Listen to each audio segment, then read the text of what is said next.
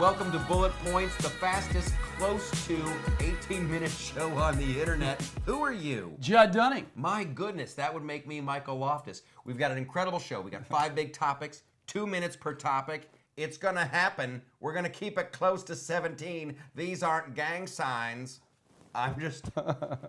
I don't know what that is. Lazy Are they peace. not? It's lazy peace. Are we all in okay. gangs? All right. 5 big topics. We're already over. What is bullet point number 1? Bullet point number 1, Bullet Points Nation. Steven Crowder versus the world. Social media unwinds as YouTube apologizes for free speech. He's enjoying the long intros. Bullet point number 2. Trump Stump 2.0. The 2020 campaign and Trump's MAGA rally schedules off like a shot as Biden devolves. You riffed one. Bullet point numero 3. Welcome to Garcetti's Homeless&LA. Bad big government fails as the homeless crisis goes out of control. It ain't good, peeps. And bullet point number 4. The next, we call this next one Rodman's Regret, as 318 North Korean public execution camps are revealed. Socialism needs murder to stay in control. All right. And then bullet point number 5. LGBTQ flag drag. Trump is taking searing heat for drawing a red, white, and blue line in the sand around Old Glory at our U.S. embassies. Okay. After that, we're each going to pimp some personal side projects. Go ahead. Then there will be a wild card, and it will be wild. We've got a lot of fan mail. Since I took over the wild card, fan mail is up 1. You are wild. So we're jumping in. Bullet point number 1. We're going to put 2 minutes on the clock after we do the intro. That's very keen. A lot of people clock this in at home. And then we'll start the clock. So bullet point number 1 is Steven Crowder versus YouTube versus this dude Vox. That's Carlos Maza. We're gonna discuss this topic. Put 2 minutes on the clock. Let's rock and roll. Judd Dunning, what are your thoughts? Well, I'm going to set this up quickly because, Michael, you've done a couple great things at the LoftusParty.com on this. So go to LoftusParty.com. Michael's torn it up on it. But basically, what was most interesting about it is after the original conflict between Vox's reporter and Steven Crowder at CRTV is that YouTube came out and apologized for only demonetizing him, not removing his channel when he was called out for somebody else's hate speech.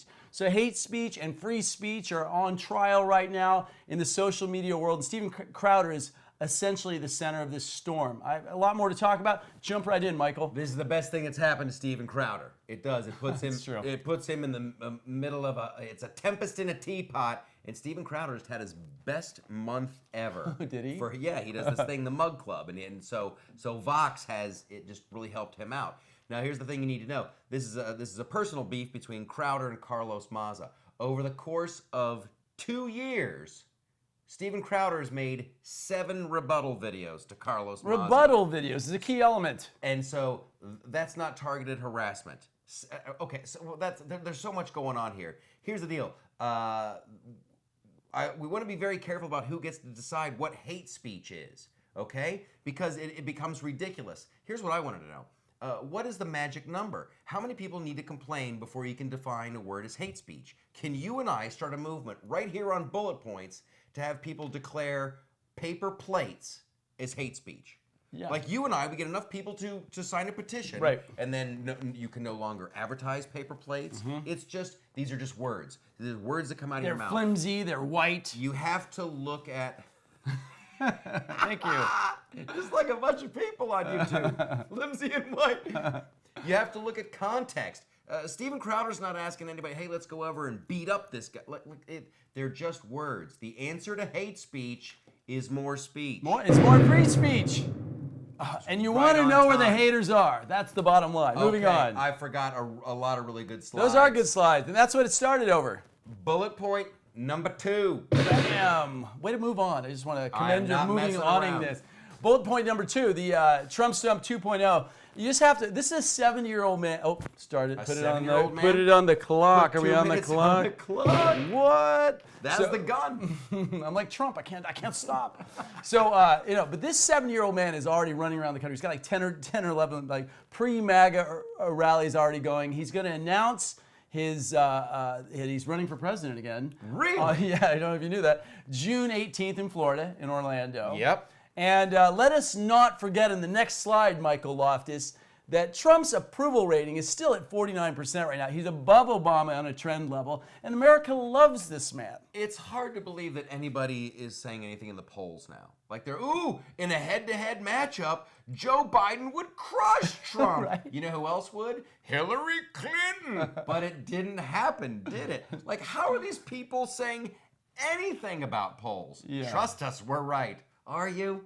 Are you? Is it President Hillary? It's not. Okay, continue. Yeah, no, and Trump came out. He basically said, this is all fake news. He goes, maybe we're going to lose in Pennsylvania. I mean, he just decimated every poll today. It was great. But you know what's great? So Biden is scrambling at the moment. Even though he's leading, he's scrambling. He just had a big drop in the polls, and his new pitch is the existential threat. Trump is an existential threat. Think about this, existential threat to our core values, America, our democracy, and the world. I mean, I don't know. His new poll is "Let's make America America again," which he stole from Michael Avenatti. Oh, of course like he stole the green stuff last week from the coalition. Once again, this is the problem. This goes back to the Steven Crowder thing. Steven Crowder's not in trouble for doing something. It's saying something. What has Trump done? Sure, he talks a lot of stuff, and people they take his words like their actions. If you look at the man's actions, it's all wonderful. And his quotes are taken out of context. I'm not going to sit here and go through every one, but it's like, he wants to shut down all the papers. No, he's got a beef with the New York Times and like the fake media. He never says the media is the enemy of the people, the fake news media. This is all crazy. I have never wanted someone to win the presidency again more than Donald Trump. Yeah. If you have a victim complex, he's the perfect target. Any kind of victim at all, right? Yeah. I did it. I tagged again. It's I can't okay. help but tag. Joe Biden's gonna fade. Joe Biden's gonna fade. Bullet point number 3. Welcome. Bullet point number 3. Welcome to Garcetti's Homeless&LA. I mean, look, I love this graphic. I love this picture. Isn't that great? Yeah. And you know, we live here in this city, so a shout out to all of our local people.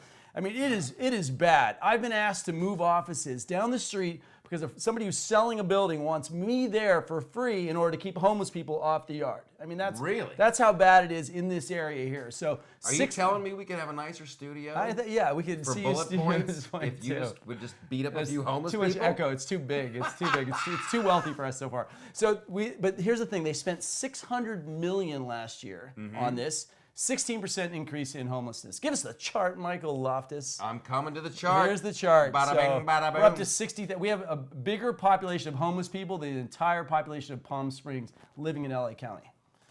Yeah, I smell a TV show. Yeah. Homeless in Palm Springs. Homeless in Palm Springs. We decided to switch the populations. That'd be hilarious. Come on, you scoop up everybody in Palm Springs. Yeah. You move them to LA, and you make them homeless, right? And then you take the homeless people and you give them like wife swap with like functional people and homeless people. Hey, although we laugh, it isn't fun. It's really heavy. The plight of the homeless. Because you care. I mean, I care deeply. There's so many problems going on here because there is a thing with housing. Yeah. There are soaring prices now. Now, they're just gonna. Poor people will just get pushed further and further out. I mean, we've seen it happen with Manhattan and Harlem. Harlem, that used to be the ghetto, and this slowly, it becomes gentrified. The homeless people, it's a great place to be homeless. It's a great place to be homeless. You walk into McDonald's and you just give them a look, and they literally give you like a Happy Meal. It's like a corporate policy. They don't want to have the interaction with you. You just show there's up. actually dumping policies. They actually give their food to the homeless. Like the homeless know where to go to get like from McDonald's. So is that a good thing or is it a bad thing? It gets deeply philosophical. It does. You got a lot of mental illness. I know a lot of people in my neighborhood are legit. They need medication. They need mental help. We do need to do something about affordable housing. And I think that the free market and capitalism wants to fill that void, but here's the problem. It's almost impossible to build a new building in Santa Monica. Right. It's almost impossible to build a new building in close to downtown San Francisco. So it's all these cities are like, yeah, we got a homeless problem. They keep throwing money at it. And then here's the other thing. You've got some homeless people who, and this is the hackneyed thing, but just want to be homeless. Yeah. Like, they're on their own. But you don't have a right. I don't think you have a right to live in the streets in certain areas. I mean, it's a danger. There's typhus. There's health issues. I mean, it's getting seriously dangerous for our population. I mean, there's been a lot. There's rodents. Have you looked at what's happening now? And now there's a lot of illegal dumping in the areas, is what Scarcetti is coming out about. You know, so. I wish we had a solution. Well, Michael's address is homeless. Oh no, not in my house. I'm just kidding. Stay away, stay away. All right, bullet point number 4. Boom. Are we gonna get it? Thank you. All right. We got more North Korea problems. We got this is your thing with North Korea, and you attacked Dennis Rodman for some reason. I just wanted to throw him in there because look, I saw it. I met Rodman at Politicon, so I'll attack him there next year. But you know, the tall guy. He is quite tall. Tall and athletic, and you know, tattooed and pierced. Some of my dear friends. So, 2 minutes on the clock. Are we good? We're going. Okay, we're going. good to go. So, you know, I think that one of the things we do here on Bullet Points is we talk about what's sad and what's real with the same passion. We talk about what's funny and exciting and uplifting in our country. That's what we're trying to do as we pop out of the matrix our rights. But on the international stage, this brings up a question for the Trump administration. The South Korean NGO just came out. 318 sites in North Korea have been shown 610 defectors, ID'd them. They are still executing people for stealing cows, for watching television, for going against the regime, for falling in sports. And they actually will take 1,000 people at a time to public execution sites. And they said this, that the AFP said, it looks like the number of public executions is on a downward trend because the secrecy is out as we seek from recognition from the West. So does Trump pull back, or do we keep pushing democracy and capitalism into their faces so they stop killing people? I'm going to answer this for the people at home. You keep pushing. You keep getting them pregnant with the capitalism. You keep going, hey, Kim Jong-un, look at all that money you could make. You open up some condos over here, woo, you could get a lot of money. Which he's in on. And then Kim Jong-un's going to be like, oh, I kind of want some of that money. And you go, oh, right before you close the deal. Like right before you close the deal, you go, oh, you gotta close the death camps, guy. What? But I thought we had a problem. And those missiles. Death camp missiles are first and foremost. Yeah, you gotta feed your people. Like seriously, on a list of important stuff, let's stop with the nukes. Yeah. That could kill everybody. Yeah. Like if you still live in North Korea, I'm very sorry. It's a sad state of affairs. It ain't good. Most of their missiles don't fly though, so it's an interesting mix. I mean, they're holding them. They are held back as well. So there's a lot of bad technology because they don't innovate. They don't allow their citizens to innovate. Here's what kills me about the left is like a lot of people get on Trump about this. Like he hasn't even addressed these issues. You got to go down in terms of priorities. The nukes that could kill us all. Then we'll get down to your death camps, and then we'll get down to opening up some new McDonald's. Yeah. Right? Well, he's put him on the world stage too right now. So the left always wants to solve everything all at once. That's why they don't do anything about the border. Yeah. It's why, this is worth noting. It's hard to see this graphic. Yeah, we're going over. We give that many dookies. In the last 100 years, how many people have been killed by socialism, Judd Dunning? And communism, 100 million people, Michael Loftus. What? Socialism and communism have killed how many people? 100 million. It's never worked, Michael Loftus. Boy, wouldn't it be nice if we could convince some housewives in America that socialism would be good here? Why do people even play with this? Yeah. Why do you even play like whatever? Why even use the word, right? Especially when Nazism came from the Democratic Socialist Party, right? I mean, why are we even touching this word? There is no upside. Right. Okay. All right. You're fired. Nice. Yes. Thank you. Socialism is fired. Buckle up. It's going to be a sound effects palooza here in a second. Bullet point number 5. Woo! That was way more than 5. That was way more than 5. I know you can count. All right, here we go. Gay flags. Trump is in trouble for not flying the gay flag. I don't even feel like I can joke in a gay way anymore, even though it's one of my best voices. I love it. You know, seriously. I mean, that's straight up hate speech. Is it hate speech? That bothers me, man. I mean, there's a lot of things that we did in the 80s that aren't hateful just because people use the word. I mean, come on. It's fun and funny, and it's not meant Take yourself too with seriously. hate in your heart. It was good. It was a good time. Yeah, but it's a special protected class issue. But let's get into the topic a little further. Okay, 2 minutes on the clock. Trump's in trouble. Woo! For not flying the gay pride flag or the gay flag, the LGBTQ flag at embassies. Right. You did drop about 4 or 5 additional letters, but I shortened it for you. I've seen it before now. Like, seriously, I've seen LGBTQFlag. Like, they're doubling up on them. Yeah, it's true. You know? It's an acronym hell. I mean, imagine just having to choose your sexuality from those numbers, right? It's complicated enough. Yeah. So Trump says, we're not flying this flag at the embassy. Right. And everybody's like, you monster. Right, right. It's ridiculous. So what happened actually, though, is they did point out that Obama was pretty neutral on the policy. But Trump, the administration came out and said, hey, listen, we're not going to fly it on the flags. I mean, we're just going to fly the American flag on our embassies as a symbol to the world. We're not really taking a stance on gender and sexuality, although it has merit and it's beautiful. And he said you can wave them as much as you want inside the embassies, which is beautiful. That's what he said. A number like India and Seoul and South Korea, they came out and they did it anyway. And then the British went out and just changed their flag completely in solidarity. But Trump has had a general statement that gender is not our national identity, which I think is a positive thing. Listen, a lot. I don't even know where to start. I know. I don't even know where to start. So many levels. Listen, I enjoy your gay flag. Exactly. It's fantastic. And when you have a clubhouse or a bar or your house or whatever, fly that sucker with pride. Make it into a hat. Do whatever. But like, it's a government building, and there's no reason. Like with a U.S. embassy, I don't know. Does anybody get up and do like a gay Pledge of Allegiance? No. I bet somebody does. I bet somebody Right, does. there must be. I pledge allegiance to the flag. And all of its sisters. But here's the thing: is what about this thing with the straight was gay pride or the straight pride? That's right? hilarious. So they wouldn't at first allow a straight pride parade, and now I think they're going to let it through. So I think we're in a discovery period here. Look, the great thing is America defaults on freedom. We have conflicts over this because we don't want to see women, race, or gender attacked, but we don't want to deconstruct our society in order to help people. Exactly, because then you're going to have a big fight over whose flag gets up there next, and then every day it's going to be a new specialty flag, and all of a sudden you're going to be like, I represent the one-armed, one-eyed workers of Arby's. And why don't we have an Arby's flag flying for my people? It'll just be that way, and then they'll have to have a Wendy's flag, and then they'll have the one-eyed lesbians with sand in their butt cheeks.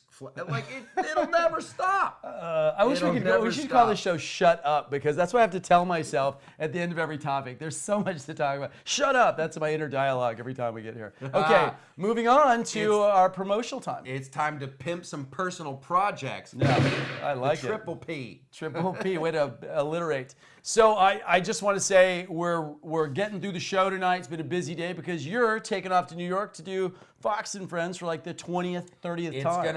It'll be like time travel. By the time this is up, I think we'll have already done it. Really? Right? I'll be editing, and you'll be like, "Oh, that was great." I mean, if this goes up, well, it will depend. I'm very happy. I get to be in studio. Those are always great shows. Right. When you're in the studio in New York, it's all hustly, bustly. Manhattan, the crowd's going crazy. It's a good group of people. I genuinely like the people at Fox When News. they like you, I mean, like I said, I saw you you've done, how many shows have you done? Do you know, like 20 something? I have no idea. Yeah. It's serious. It's like the Oscars. It's just nice to be asked.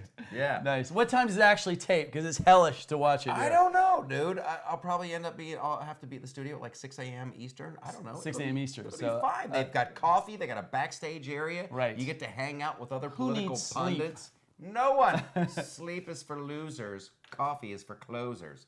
And then I got live shows coming up in July. Orlando and Tampa. MAGA country comedy. Go to loftusparty.com for all the deets. What do you got going on, Judd? And Michael, look, I because we do this show together, you're making a lot of videos. So go to the Loftus Party, watch. I think you're doing about 3 videos a week, 2-3 videos.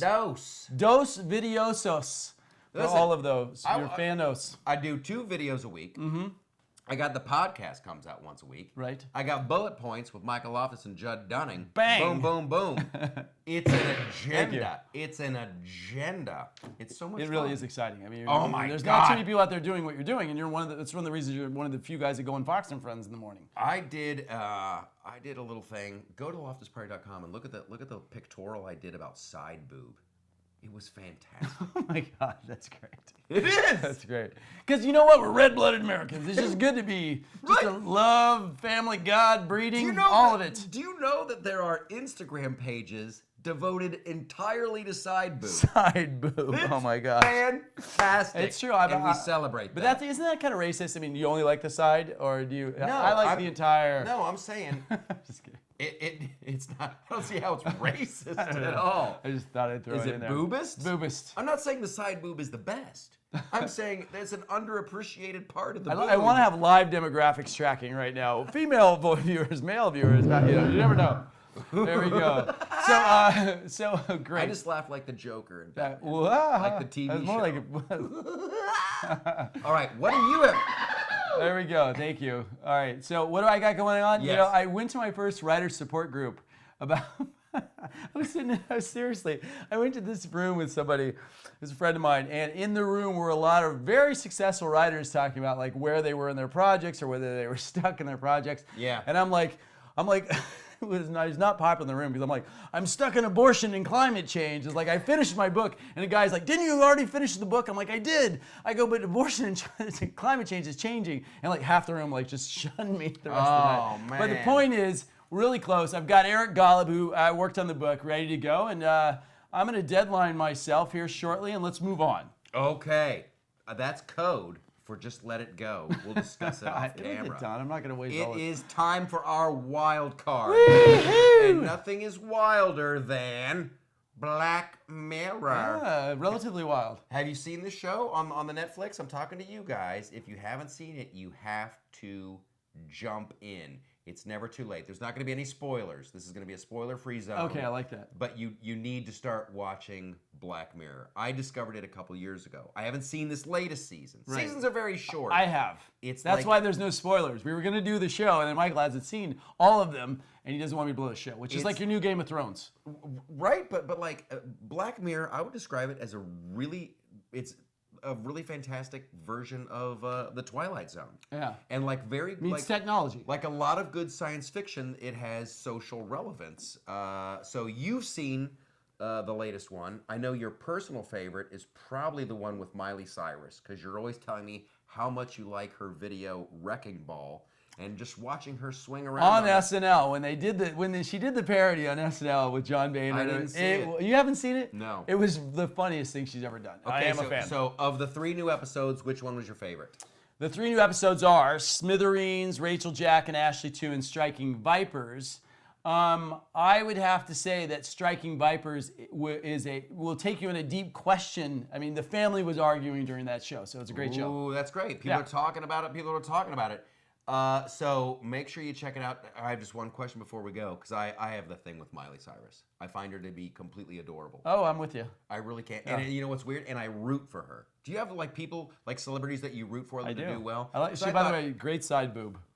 Sorry, she does. I had to bring it back. It's incredible. Incredible side boob. Inappropriate. All right, moving on. There's nothing The conservative side is struggling right now. No, there's nothing wrong with what you just said. There nothing shouldn't be. And the fact that you censored yourself makes me a little sad. Miley Cyrus has wonderful side boob. And you know who would be the first person to tell you? Miley Cyrus. We will not discuss it with Billy Ray, though. Hey, thanks for tuning in to Bullet Points. Tell your friends. Yeah. Share the videos. Join the discussion. Get out of the Matrix. We got comment sections down below. We read them. We answer. We love you. We'll see you guys next week, yeah? See you next week. Boom.